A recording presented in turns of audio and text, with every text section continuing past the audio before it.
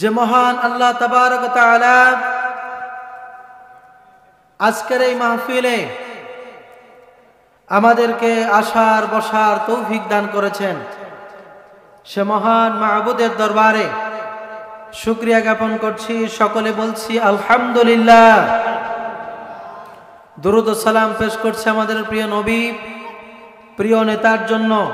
সকলে বলি সাল্লাল্লাহু আলাইহি ওয়াসাল্লাম। সাহাবায়ে কেরাম, তাবে তাবেঈন, আইয়ামে মুস্তাহিদিন, সালফে সালেহিন, তাদের জন্য দোয়া এবং মাগফিরাত কামনা করছি। সম্মানিত উপস্থিতি, আমরা একটা নিয়ামতপূর্ণ মাস সামনে পেতে যাচ্ছি। আপনারা বলেন তো দেখি, যে মাসে এখন আমরা আছি এই মাসটার নাম কি? শাবান। আর সামনে আমরা ইস্তেকবাল করতে যাচ্ছি রমাদান। 12টি মাসের মধ্যে শ্রেষ্ঠ মাস রমাদানুল মুবারক। রাসূল করিম সাল্লাল্লাহু আলাইহি সাল্লাম রজব এবং শাবান মাসে দোয়া পাঠ করতেন, আল্লাহুম্মা বারিক লানা রজব ওয়া শাবান ওয়া বাল্লিগনা রমাদান। আয় আল্লাহ, আমাদেরকে বরকত দান করো রজব এবং শাবান মাসে, আর আমাদেরকে রমজান পর্যন্ত পৌঁছে দাও। অর্থাৎ আমাদের হায়াতে জিন্দেগি যাতে রমজান পর্যন্ত আসে, আমরা যেন আল্লাহ পাকের কাছ থেকে গুনাহ মাফের জন্য রমজানের পূর্ণ আনুগত্য করে তাকে অর্জন করতে পারি। আল্লাহ রাব্বুল আলামিনের কাছে সেই দোয়াটাই রাসূল করিম সাল্লাল্লাহু আলাইহি সাল্লাম সব সময় করতেন। এই রমজানুল মুবারক রোজা রাখাটা এত একটা গুরুত্বপূর্ণ ব্যাপার। রাসূল করিম সাল্লাল্লাহু আলাইহি সাল্লাম বলেছেন, মান সামা রমাদানা ঈমানান ওয়া ইহতিসাবান গুফিরা লাহু মা তাকদ্দামা মিন যামবি। যে ব্যক্তি ঈমান এবং ইহতিসাবের সাথে রমজানের রোজা সঠিকভাবে পালন করে, আল্লাহ রাব্বুল আলামিন তার জীবনের সমস্ত গুনাহ খাতা মাফ করে দেন। সুবহানাল্লাহি ওয়া বিহামদিহি। এটা একটা বরকতপূর্ণ মাস।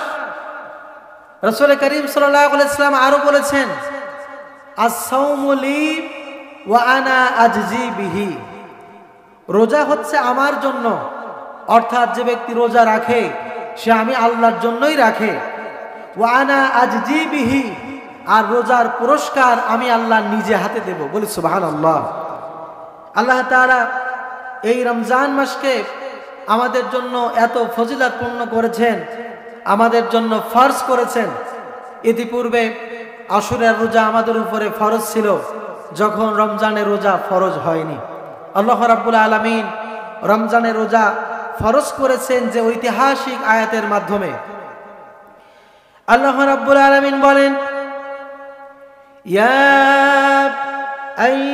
আইয়ুহাল্লাযীনা আমানু কুতিবা আলাইকুমুস সিয়ামু কামা কুতিবা আলাল্লাযীনা মিন ক্বাবলিকুম লাআল্লাকুম তাত্তাকুন। আল্লাহ রাব্বুল আলামিন বলেন, হে বিশ্বাসীরা, তোমরা যারা ঈমান এনেছো শোনো, আমি রোজাকে তোমাদের জন্য ফরজ করেছি, যেভাবে ফরজ করেছিলাম তোমাদের পূর্ববর্তীদের উপরে, এই জন্য করেছিলাম লাআল্লাকুম তাত্তাকুন, যাতে তোমরা পরেজগার হতে পারো, মুত্তাকি হতে পারো। বলি সুবহানাল্লাহ। আল্লাহ রাব্বুল আলামিন এই রমজান মাসকে আমাদের জন্য দান করলেন। রমজানুল মুবারকের সহিভাবে তাকওয়া অর্জনের জন্য আমরা যদি রোজা পালন করতে পারি, রব খুশি হবেন। আর এই খুশির বিনিময়ে আল্লাহ রাব্বুল আলামিন আমাদেরকে নিয়ামত ভরা জান্নাত দান করে দিবেন। সুবহানাল্লাহ। এই যে রমজানুল মুবারকে আল্লাহ তাআলার এত সম্মান রেখেছেন, এত মর্যাদা, এত কদর রেখেছেন, কিসের জন্য জানেন? কোরআনে কারীম থেকে শুনুন, আল্লাহ রাব্বুল আলামিন বলছেন, শাহরু রমাদান الذي أنزل فيه القرآن রমজানুল মুবারক এই মাস যেই মাসে আল্লাহ রাব্বুল আলামিন কোরআন নাজিল করেছেন বলে সুবহানাল্লাহ। এই পৃথিবীর মানুষের কল্যাণের জন্য, এই পৃথিবীর মানুষের ভালাইয়ের জন্য, মুক্তির জন্য, জান্নাতে যাবার জন্য আল্লাহ রাব্বুল আলামিন যে পথ নির্দেশনা দান করেছেন সেটা হলো আল্লাহর কোরআন। এই কোরআন এমন নিয়ামতপূর্ণ কোরআন যে কোরআন রাসূল করিম সাল্লাল্লাহু আলাইহি সাল্লাম বলেছেন, মান ক্বালা বিহি সাদাকা। এই কোরআন থেকে যে কথা বললো সেই সত্য কথা বললো বলি সুবহানাল্লাহ। ওয়া মান আমিলা বিহি উজরা, আর যে ব্যক্তি কোরআন থেকে আমল করলো সেই উত্তম আমল করলো। ওয়া মান হাকামা বিহি আদালা, আর যে ব্যক্তি কোরআন দিয়ে বিচার ফায়সালা করলো সে সমাজের বুকে ইনসাফপূর্ণ বিচার করলো বলি সুবহানাল্লাহ।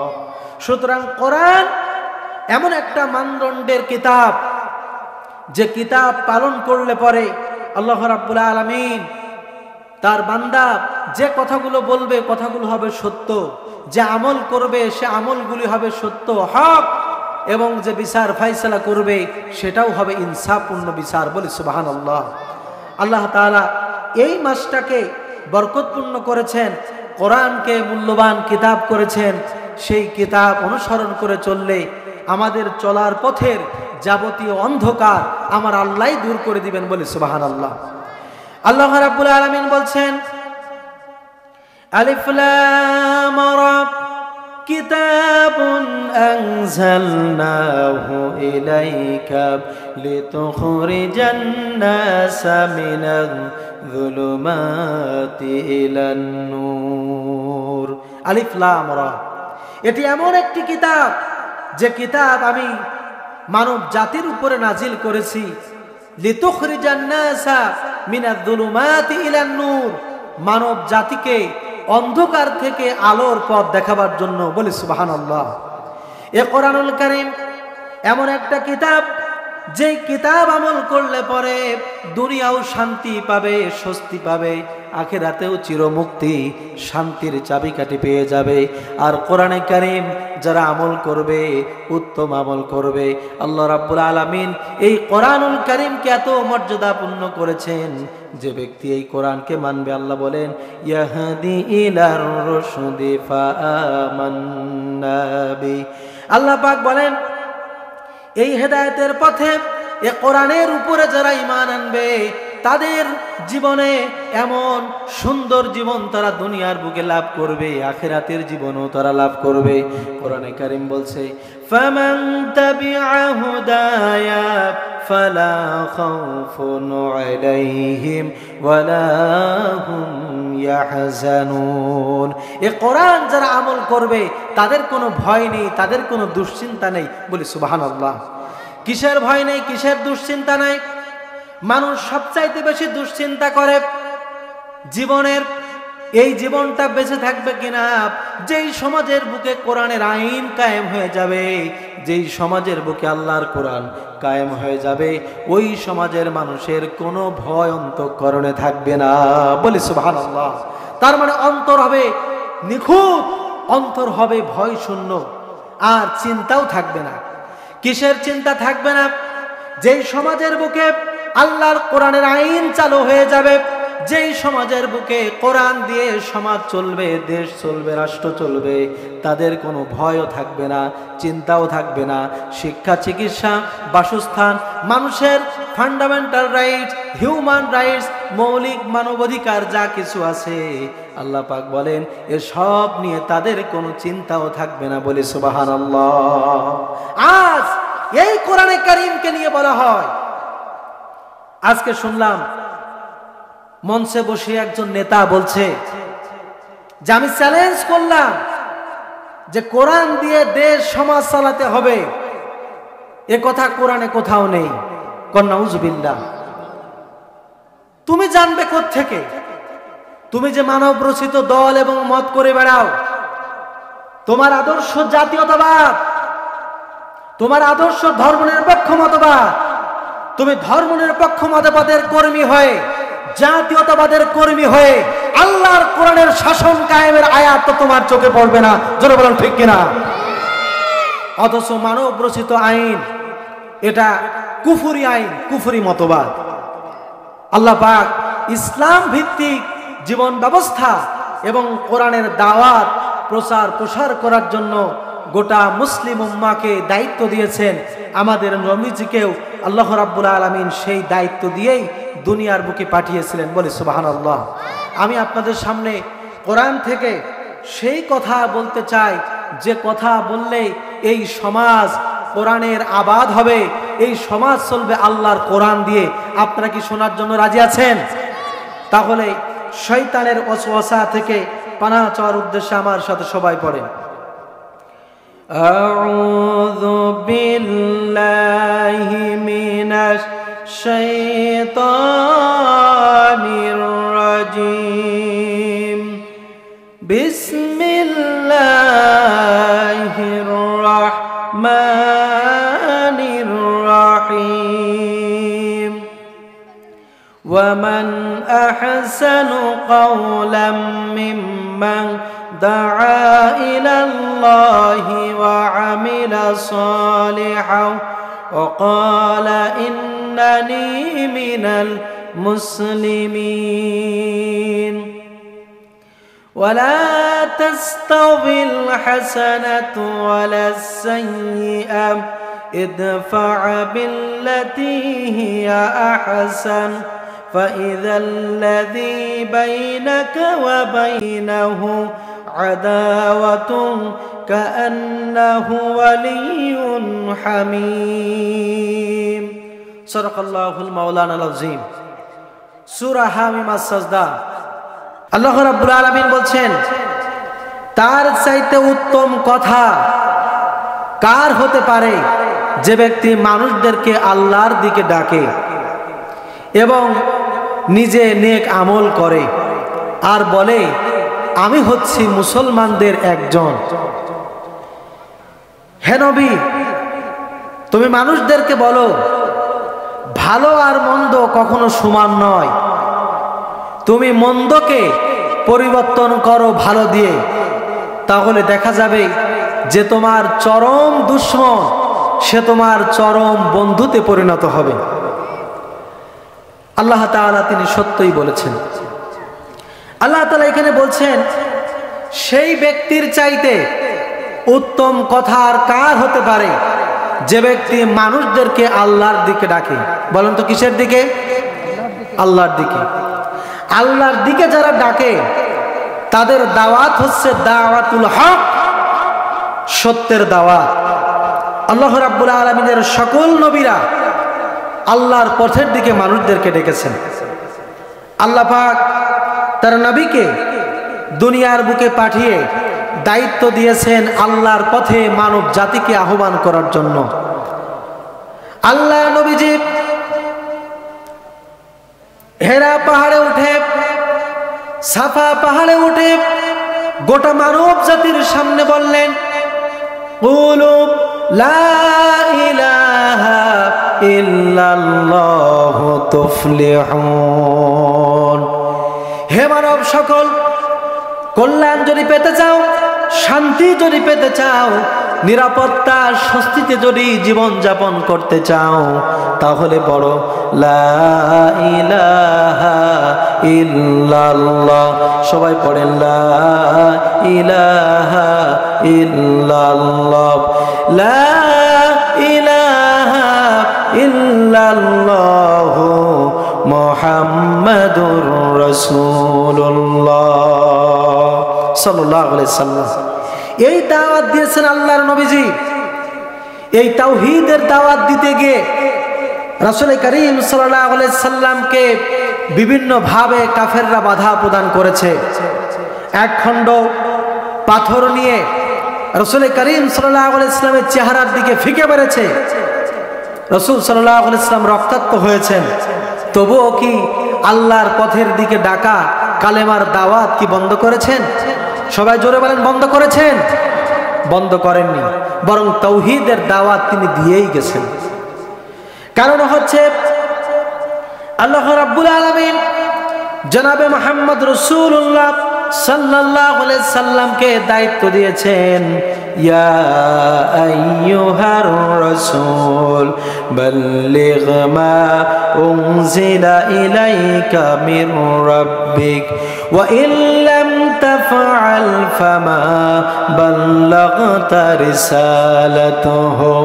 আল্লাহ রাব্বুল আলামিন বলছেন, হে আমার রাসূল, তুমি মানুষের সামনে পেশ করো তোমার রবের পক্ষ থেকে যে কিতাব নাজিল হয়েছে, সেই কিতাব আপনি পেশ করুন, মানুষের সামনে প্রচার করুন। আপনি যদি তা না করেন তাহলে রিসালাতের দায়িত্ব পূর্ণ হলো না। অর্থাৎ আল্লাহর নবীজির দায়িত্ব হলো তাওহীদের দাওয়াত প্রচার করা, আল্লাহর কোরআন প্রচার করা, দ্বীন ইসলাম প্রচার করা। এই প্রচার করার দায়িত্ব আল্লাহ রাব্বুল আলামিন তাকে দান করেছিলেন।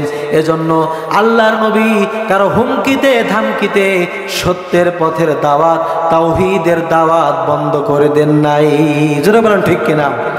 আল্লামা ইকবাল বলেন, তাওহীদ কি আমানত सीनों में है हमारी, तौहीद की अमानत सीनों में है हमारी, मुमकिन नहीं मिटाना नामो निशा हमारा। একাত্মবাদের তাওহীদের আমানত যার সিনার মধ্যে বদ্ধমূল থাকবে, যে জাতির সিনার মধ্যে বদ্ধমূল থাকবে, ওই জাতির অন্তরের ভিতর থেকে তাওহীদের দাওয়াত বন্ধ করা যাবে না। জোরে বলেন ঠিক কিনা? এজন্য আমরা দেখতে পেয়েছি এই বাংলার জমিনে যারা আল্লাহর দ্বীনের কথা বলেছেন, তাওহীদের দাওয়াত দিয়েছেন, কোরআন সুন্নাহর দাওয়াত প্রতিটা রন্ধে রন্ধে দিয়েছেন, বাংলার আনাচে কানাচে দিয়েছেন, বিদেশের মাটিতে দিয়েছেন। এই দাওয়াত বন্ধ করার জন্য যতই প্রলোভন দেখানো হোক না কেন, যতই বলা হোক তুমি যদি ইসলামের পথে না থাকো তাহলে তোমাকে বছর বছর হজ করায় আনা হবে, এত সব সুন্দর সুফলের কথা শোনার পরেও আল্লাহর কোরআনের দায়রা, কোরআনের দাওয়াত থেকে তারা এক চুল দূরে সরে যায় নাই। জোরে বলেন ঠিক কিনা? সুতরাং কোরআন সুন্নাহর দাওয়াত, এই হকের দাওয়াত দিতেই হবে, যেহেতু এই দাওয়াত আমার আল্লাহ পাক বলেছেন মানব জাতির সামনে পেশ করার জন্য। জোরে বলেন সুবহানাল্লাহ। হযরত ইউসুফ আলাইহিস সালামকে আল্লাহ রাব্বুল আলামিন নির্দেশ দিলেন, তিনি বললেন, কুল হাযিহি সাবিলি আদউ ইলাল্লাহ। হযরত ইউসুফ আলাইহিস সালাম বলছেন, এটা হচ্ছে আল্লাহর দেখানো পথ, আর মানুষদেরকে আমি আল্লাহর পথের দিকেই আহ্বান করি, বলি সুবহানাল্লাহ। ইউসুফ আলাইহিস সালাম দাওয়াত দিয়েছেন আল্লাহর কোরআনের, আল্লাহ পাকের কিতাবের দিকে, আল্লাহর দিকে। জোরে বলেন ঠিক কিনা? আল্লাহর নবীজি দাওয়াত দিয়েছেন আল্লাহর কোরআনের দিকে। আল্লাহ পাক এই দায়িত্ব দিয়েছেন এবং মানব জাতির সামনে এই কথা আল্লাহ পেশ করে দিয়েছেন, খবরদার ওই দাওয়াতই হবে দাওয়াতুল হক, যেই দাওয়াত দিবে আল্লাহর পথের দিকে, আল্লাহর দিকের দাওয়াত। দেখুন, মানুষকে গোলামির আওতায় রাখার জন্য দাওয়াত দেয়। বহু পীর সাহেব আছে যে তার লোকজনকে, মুরিদদেরকে নিজের গোলাম বানাবার চেষ্টা করে। জোরে বলেন ঠিক কিনা? এজন্য পীর সাহেব যে ওজিফা শিক্ষা দেন সেটাই পালন করে, অথচ একটি বারের জন্য সেই মুরিদ চিন্তা করে না যেই দোয়া বা যে জিকির আজগার শিক্ষা দিলেন পীর সাহেব, ওই জিকির আজগার আমার রাসূল করেছেন কিনা। জোরে বলেন ঠিক কিনা? সুতরাং তারা এই দাওয়াতটা পেশ করে, দেখা যায় গোলামির দাওয়াত তারা দিয়ে থাকে। ওই দাওয়াতটাই সঠিক দাওয়াত, যে দাওয়াত দেয় আল্লাহর দিকে, আল্লাহর পথের দিকে যে দাওয়াত, ওই দাওয়াতটা হচ্ছে দাওয়াতুল হক। কোরআনে কারিমে আল্লাহ তাআলা বলছেন, মা কানা লিবাশারিন আন ইউতিয়াল্লাহুল কিতাবা ওয়াল হুকমা ওয়ান নাবুওয়া সুম্মা ইয়াকুলু লিন-নাসি কুনু ইবাদাল লি মিন দুনিল্লাহ। আল্লাহ রাব্বুল আলামিন বলেন, আমি আল্লাহ পাক যাদেরকে হিকমত, যাদেরকে কিতাব কোরআনের জ্ঞান আমি যাদেরকে দিয়েছি, নবুয়তের জ্ঞান দিয়েছি, ওই সমস্ত ব্যক্তির জন্য কখনো শোভনীয় নয় যে মানুষদেরকে বলবে তোমরা আমার গোলামি করো। এই দাওয়াত কখনো সঠিক নয়। বরং দাওয়াত দিবে কেমন? ওয়ালাকিন কুলু রব্বানিয়িন, বরং এই দাওয়াত দিবে যে তোমরা সবাই আল্লাহর গোলাম হয়ে যাও, বলে সুবহানাল্লাহ। সুতরাং রবের দিকে যারা দাওয়াত দিবে ওই দাওয়াত হলো সত্যের দাওয়াত।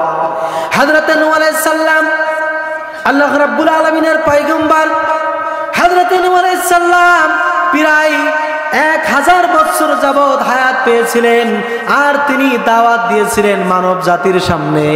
আল্লাহ পাক বললেন, ক্বালা রাব্বি ইন্নী দাউতু কওমি লাইলাও ওয়া নাহারা।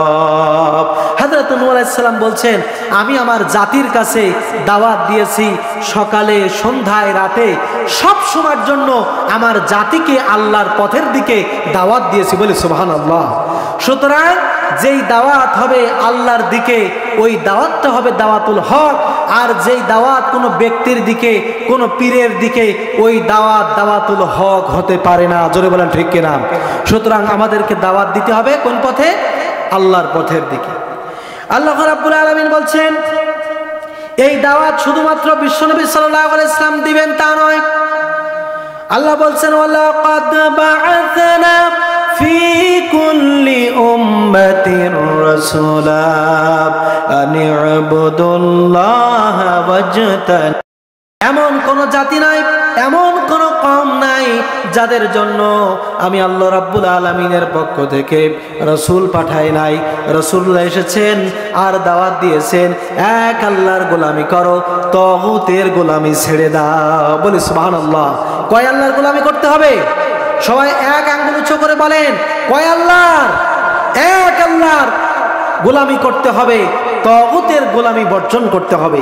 এখন তাগুত কি? তাগুত বলা হয় সীমালঙ্ঘনকারী ওই শক্তিকে, যেই শক্তি নিজেই আল্লাহর হুকুমের অবাধ্য হয় না, বরং সে আরো 10 জন 100 জনকে এক জায়গায় করে যে আমরা আল্লাহর কোরআনের বিরুদ্ধাচরণ করি। কি বলেন? বাংলাদেশে আল্লাহর কোরআনের আইনের বিপক্ষতা করার লোক কি নাই? জোরে বলেন, আছে না নাই? আছে, এবং বর্তমান সময়েও আছে। তারা বলতেছে কোরআনের ভিতরে কোনো রাজনীতি নেই। নাউজুবিল্লাহ। তারা তো কোরআনই জানে না, ইসলাম জানে না, আল্লাহর কিতাব জানে না, তাহলে তারা বুঝবে কোত্থেকে, জানবে কোত্থেকে, আর আমল করবেইটা কি? আর সে তার জায়গা থেকে হক কথা বলবে কিভাবে? কারণ সে নিজেই মানব রচিত আইন মেনে চলে। জোরে বলেন ঠিক কিনা? জাতীয়তাবাদ মানুষের তৈরি করা মতবাদ, কিন্তু ইসলাম এটা আল্লাহর দেয়া মতবাদ। সুবহানাল্লাহ বলবেন না? আল্লাহ রাব্বুল আলামিন বলছেন, ইন্নাদ দীনা ইনদাল্লাহিল ইসলাম। আল্লাহর নিকট একমাত্র মনোনীত জীবন বিধান, তার নাম হলো ইসলাম। সুবহানাল্লাহ। সুতরাং এই ইসলামের উপরে থাকতে হবে আপনাকে, আমাকে। আমরা যদি মুসলমানের সন্তান হয়ে ইসলামের উপরে না চলি তাহলে কি হবে? কোরআনে কারীম আল্লাহ তাআলা বলছেন, ওয়া মাইয়াবতাগি গায়রাল ইসলামি দীনান ফালাই ইউকবালা মিনহু। যে বাজারা ইসলামকে ছেড়ে দিয়ে মানব রচিত মত এবং পথ গ্রহণ করবে, আল্লাহ পাক বলেন তার পক্ষ থেকে সেটা আমি গ্রহণ করব না। সে নামাজ পড়ুক তবু গ্রহণ করা হবে না, সে রোজা রাখবে গ্রহণ করা হবে না, হজ করবে গ্রহণ করা হবে না, যাকাত দিবে তাও গ্রহণ করা হবে না। আল্লাহ বলছেন, হুয়া ফিল আখিরাতি মিনাল খাসিরিন। আখিরাত দিবসে সে ক্ষতিগ্রস্ত হবে। নাউজুবিল্লাহ। এজন্য মানব রচিত কোনো মত পথ মানা যাবে না, হকের দাওয়াত দিতেই হবে। আপনারা কি চান এই সমাজ ব্যবস্থা আল্লাহর কোরআন দিয়ে চলুক? চান কি? চান না? চান না বলেন সবাই? আমরা সবাই চাই এই সমাজ ব্যবস্থা আল্লাহর কোরআন দিয়ে চলুক, ঠিক কিনা? এই কোরআন দিয়ে চালাতে হলে আমাদেরকে হকের রাস্তায় আসতে হবে, হকের দাওয়াত দিতে হবে। কোরআনে কারীম আল্লাহ তাআলা বলছেন, ওয়ালতাকুম মিনকুম উম্মাতুন ইয়াদউনা ইলাল খায়র ওয়া ইয়া'মুরুনা বিল মা'রুফি ওয়া ইয়ানহাউনা আনিল মুনকার। তোমরাই শ্রেষ্ঠতম জাতি। তোমাদেরকে বের করা হয়েছে মানব জাতির মধ্য থেকে, যে মানুষদেরকে হকের দাওয়াত দিবে, ভালো কাজের আদেশ দিবে, আর অন্যায় কাজ থেকে ফিরাবে, বলে সুবহানাল্লাহ। হকের দাওয়াত দেয়া কোরআনের পক্ষের দাওয়াত দেওয়া সহজ না কঠিন? খুবই কঠিন। এই কোরআনে কারিমের দাওয়াত দিতে গিয়ে আল্লাহর নবীর সাহাবারা নির্যাতিত হয়েছেন, আল্লাহর নবীদেরকে নির্যাতন করা হয়েছে। কাফের বেঈমানেরা মুসলমানদেরকে দুনিয়া থেকে বিদায় করার চেষ্টা করেছে, মুসলমানদেরকে তারা দুনিয়া থেকে শহীদ করার চেষ্টা করেছে। এজন্য হকের দাওয়াত দেওয়া সবচাইতে বড় কঠিন। রাসূল কারীম সাল্লাল্লাহু আলাইহি সাল্লাম বলেছেন যে কোন জিহাদ উত্তম, প্রশ্ন করা হয়েছে। আল্লাহ নবীজি জবাব দিলেন, কালিমাতুন হাক্কিন ইনদা সুলতানিন জাইর। অত্যাচারী রাজা, যে দুষ্টু ইসলাম বিরোধী কোন রাজা, এমন ব্যক্তির কাছে হকের দাওয়াত, কোরআনের দাওয়াত দিয়া সবচাইতে উত্তম জিহাদ। বলি সুবহানাল্লাহ। আমরা দেখেছি বাংলাদেশের বুকে আলেম ওলামাদেরকে তারা হকের দাওয়াত দিয়েছে, জালেম শাসকের রক্তচক্ষুর পরোয়া করে নাই। জোরে বলেন ঠিক কিনা? তাদের রক্তচক্ষুকে পরোয়া না করে হকের আহ্বান, হকের দাওয়াত দিয়েছেন, আর কারো রক্ত চক্ষু রাঙ্গানির পরোয়া না করে তাওহীদের দাওয়াত দিয়েই গেছেন। বলি সুবহানাল্লাহ। আল্লাহ রাব্বুল আলামিন বলছেন, এই যে হকের দাওয়াত দেওয়ার কথা, আমাদেরকে হকের দাওয়াত দেওয়ার ব্যাপারে আল্লাহ বলেছেন, কুনতুম খায়রা উম্মাতিন উখরিজাত লিন-নাসি তা'মুরুনা বিল মা'রুফি ওয়া তানহাউনা আনিল মুনকার। তোমরাই শ্রেষ্ঠতম জাতি, তোমাদেরকে বের করা হয়েছে মানব জাতির মধ্য থেকে, যে তোমরা মানুষদেরকে কল্যাণের দিকে আহ্বান করবে আর অকল্যাণ থেকে গোটা মানব জাতিকে ফিরাবে। বলি সুবহানাল্লাহ। এই হকের দাওয়াত দেয়াটা এতটা গুরুত্বপূর্ণ, সেটা হচ্ছে আমরা যদি হকের দাওয়াত না দিই তাহলে ইমানের খাতায় আমাদের নামও থাকবে না। আল্লাহ নবীজি বলেছেন, ফামান জাহাদাহুম বিয়াদিহি ফাহুয়া মুমিন ওয়ামান জাহাদা বিলিসানিহি ফাহুয়া মুমিন ওয়ামান জাহাদাহুম বিকলবিহি ফাহুয়া মুমিন ওয়ালাইসা ওয়ালা যালিকা ঈমানু হাব্বাতু খারদালিন। আল্লাহ নবীজি বলেছেন, যে ব্যক্তি অন্যায়ের বিরুদ্ধে দুই হাত দিয়ে যে অন্যায়কে মোকাবেলা করে সে ব্যক্তি মুমিন, যে জিহ্বা দ্বারা প্রতিবাদ করে সেও মুমিন, যে ব্যক্তি অন্তর দিয়ে এটাকে ঘৃণা করে প্রতিবাদ করে সেই ব্যক্তিও মুমিন। কিন্তু এই তিনটা কাজের মধ্যে যদি কোনো কাজ না থাকে তাহলে ইমানের খাতায় তার নাম থাকবে না। কোন নাউজুবিল্লাহ।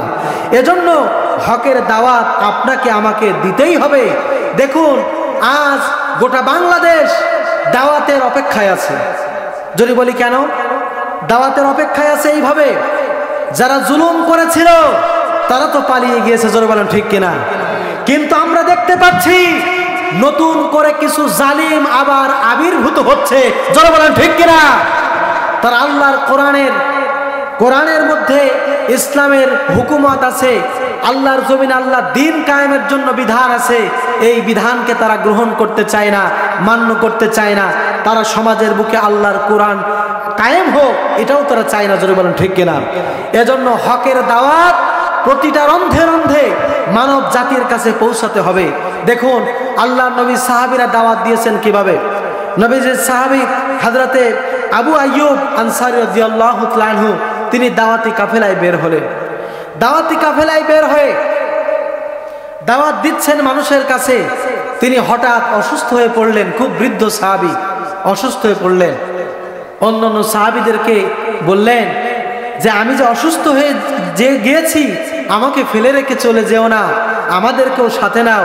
এই অসুস্থ শরীর নিয়েও আমি আল্লাহ দ্বীনের পথে দাওয়াত দিতে চাই, যাতে করে আল্লাহ পাক আমাকে বলতে পারে, আবু আইয়ুব তোমার দাওয়াতি মিশন নিয়ে আমি তোমার উপরে খুশি হয়েছি, আমি খুশি হয়ে তোমাকে জান্নাত দিয়ে দিলাম। বলে সুবহানাল্লাহ। সুতরাং এই দাওয়াতি কাজের গুরুত্ব এতটাই বেশি, আল্লাহ কাছে বা আল্লাহর দ্বীনের দাওয়াত আমাদেরকে দিতেই হবে। সম্মানিত উপস্থিতি, এখন দাওয়াত দিবেন কিসের দাওয়াত? নামাজের, রোজার, হজের, যাকাতের দাওয়াতটা কিসের দাওয়াত দিবেন? দেখুন, নবীজি আগে কিসের দাওয়াত দিয়েছেন সেটা জানা দরকার কিনা বলেন? নবী সাল্লাল্লাহু আলাইহি ওয়াসাল্লাম দাওয়াত দিয়েছেন মানুষদেরকে আল্লাহর কালেমা অর্থাৎ আল্লাহর দ্বীনের। বলেন তো কিসের? এরকম না যে বাবাজি তুমি নামাজ পড়ো, তুমি রোজা রাখো, এমনটা না। বরং যে ব্যক্তি ঈমান গ্রহণ করেছে, যে ব্যক্তি কালেমা স্বীকার করেছে, তার উপরে নামাজ পড়া, রোজা রাখা বাধ্যতামূলক হয়ে গেছে। জয় বলেন ঠিক কিনা? সুতরাং আল্লাহর নবীজি দাওয়াত দিয়েছিলেন আল্লাহর দ্বীনের। এই দ্বীনের দাওয়াত পৌঁছাবার জন্য নির্দেশ দিয়েছিলেন। যেই দাওয়াত, এই দাওয়াতের আঞ্জাম দেওয়ার জন্য আল্লাহ পাক নির্দেশ দিয়েছিলেন তার রাসূলকে। বলি সুবহানাল্লাহ। আল্লাহ রাব্বুল আলামিন বলছেন, شرع لكم من الدين ما وصى به نوحا والذي أوحينا إليك وما وصينا به إبراهيم وموسى وعيسى أن أقيموا الدين। আল্লাহ রাব্বুল আলামিন বলছেন, আমি এই বিধান তাদের জন্য নির্ধারণ করে দিয়েছি, যেই নির্ধারণ করে দিয়েছিলাম ইতিপূর্বে নূহ আলাইহিস সালামকে, ইব্রাহিম আলাইহিস সালামকে, মূসা আলাইহিস সালামকে, ঈসা আলাইহিস সালামকে। এই দাওয়াত, এই মিশন আমি তাদেরকে দিয়েছিলাম, এটা নির্ধারণ করে দিয়েছিলাম। আন আকিমুদ্দিন ওয়ালা তাতাফাররাকু ফি, আল্লাহর জমিনে আল্লাহর দ্বীন কায়েম করো। বলি সুবহানাল্লাহ। আর তোমরা আল্লাহ দ্বীন কায়েমের ক্ষেত্রে তোমরা পরস্পর বিচ্ছিন্ন হয়ে যাও না, সকলে কাঁধে কাঁধ মিলায়ে আল্লাহ দ্বীনকে বিজয়ী করবার জন্য তোমরা চেষ্টা করো। আল্লাহ রাব্বুল আলামিন কোরআনুল কারীমের অন্যত্র বলেছেন, ওয়াতাসিমু বিহাবলিল্লাহি জামিআন ওয়ালা তাফাররাকু। আল্লাহ রাব্বুল আলামিন বলেন, তোমরা সবাই মিলে আমার দ্বীনকে, আল্লাহর কোরআনকে শক্তভাবে ধারণ করো, আর তোমরা বিচ্ছিন্ন হয়ে যেও না। যদি তোমরা ঐক্যবদ্ধ হও, আল্লাহর দ্বীন কায়েমের জন্য যদি কাজ করতে পারো, তাহলে আমি আল্লাহ রাব্বুল আলামিন এই জমিনে কোরআনের শাসন কায়েম করে দিব। বলি সুবহানাল্লাহ। সুতরাং আল্লাহর দ্বীন জমিনে কায়েম করার জন্য, আল্লাহর দ্বীনকে বাস্তবায়ন করার জন্য, ইসলামকে সমাজের বুকে কায়েম করার জন্য তাওহীদের দাওয়াত দিতে হবে, হকের দাওয়াত দিতে হবে। আল্লাহ রাব্বুল আলামিন তার রাসূলকে এই দাওয়াত দিয়েই দুনিয়ায় পাঠিয়েছিলেন। বলে সুবহানাল্লাহ। আল্লাহ রাব্বুল আলামিন বলছেন, হুয়াল্লাযী আরসালা রাসূলাহু বিল হুদা ওয়া দীনিল হক লিইযহিরাহু আলাদ দীনি কুল্লিহি ওয়ালাউ কারিহাল কাফিরুন। আল্লাহ রাব্বুল আলামিন বলছেন, আমি আমার রাসূলকে দ্বীনি হক সহকারে, সত্যের বিধান সহকারে দুনিয়ার বুকে পাঠিয়ে দিয়েছি। উদ্দেশ্য হলো এই, পৃথিবীতে মানব রচিত যত মত এবং পথ আছে সব কিছুর উপরে আল্লাহর কোরআনকে বিজয়ী করে দিবে। বলি সুবহানাল্লাহ। আল্লাহর কোরআনকে বিজয়ী করে দেবে। এই সমাজ, রাষ্ট্র আল্লাহর কোরআন দিয়ে চলবে। এই জন্য বিশ্ব নবীকে আমি দায়িত্ব দিয়ে দিয়েছি। সুতরাং এই দায়িত্ব তোমরা পালন করো। আল্লাহ রাব্বুল আলামিন তার হাবিব এই দায়িত্ব পালন করার জন্য গোটা জিন্দেগি ব্যয় করেছেন। বলি সুবহানাল্লাহ। শুধু আল্লাহর নবী নন, সাহাবায়ে কেরাম তারাও এই দ্বীন কায়েমের জন্য কাজ করেছে। হাদিস শরীফের ভিতরে এসেছে, ইখতারাহুমুল্লাহু লিসুহবাতি নবীহি।